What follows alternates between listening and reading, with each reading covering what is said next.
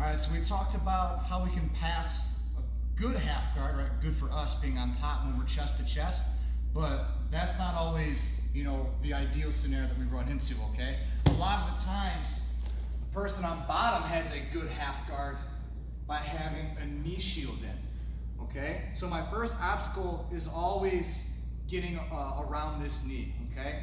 There's some ways we can do it, but we're just gonna focus on the weave pass for now, okay? So very important, I first start off with some grips here, okay? So I come underneath his shield and I'll grab right at his thigh here, all right? And if I'm lucky enough to get his lapel, it's off to the races here, I'm going, all right? So the first thing I'm gonna look to do is start putting my weight forward onto his knee and pressuring in. When I do that, his natural reaction is for me to push back. And when he does, I drop my shoulder right on top of his leg here, so I'm smashing his legs together, all right?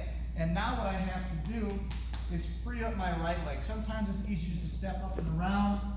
Other times, go get that back. I might have to do kind of almost like a knee cut pass, slide through, but then just make sure you pop right back up to your toes here, all right?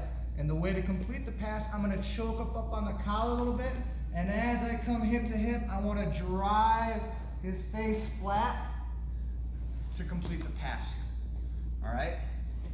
So a few things to note. A lot of the times, let's turn this way actually. What people will do when they first start to hip in is they don't lead with their hips, they lead with their head.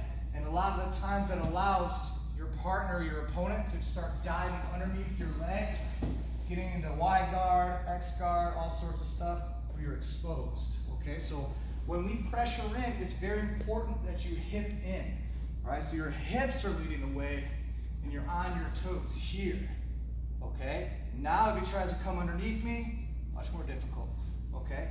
So once he pressures back, drop that shoulder. Slide through. Now don't forget the last part to choke up on the collar. That way I can turn his face to drive him flat to complete the pass. All right, so once again, this is the weave pass from the half guard with the knee shield.